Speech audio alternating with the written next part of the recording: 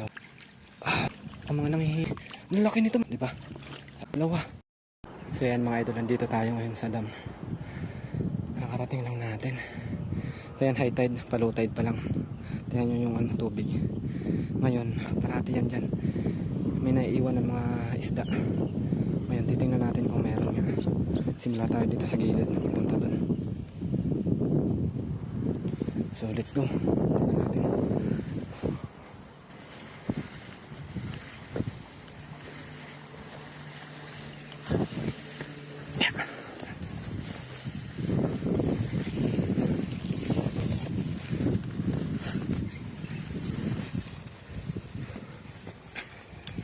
Dito na tayo.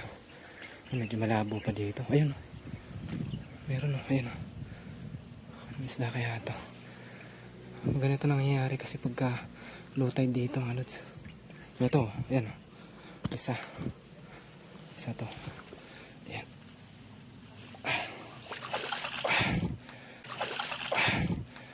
Isa. Dito tayo sa mga bandang gilid. Gilid lang yan. Parati yan. Ito, ayan. Hindi mo mapapansin yan. Ito, ayan.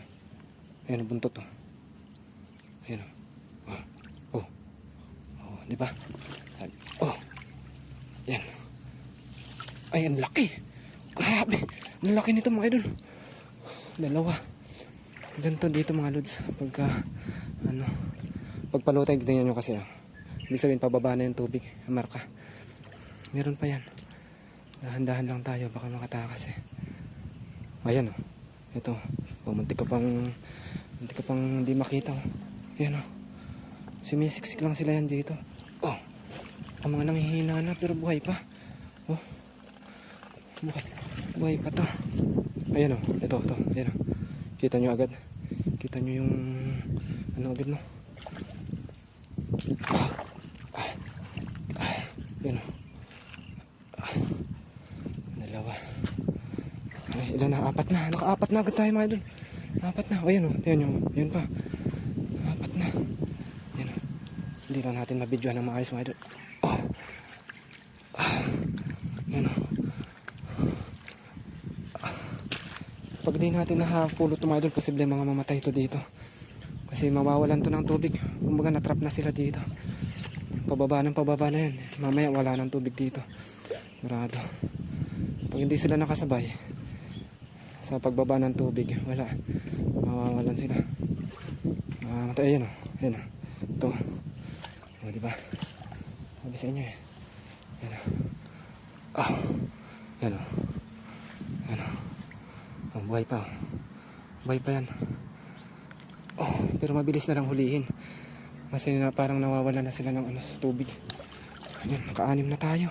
Ay, oo, 6. 6 na. Ang swerte. 6 na agad.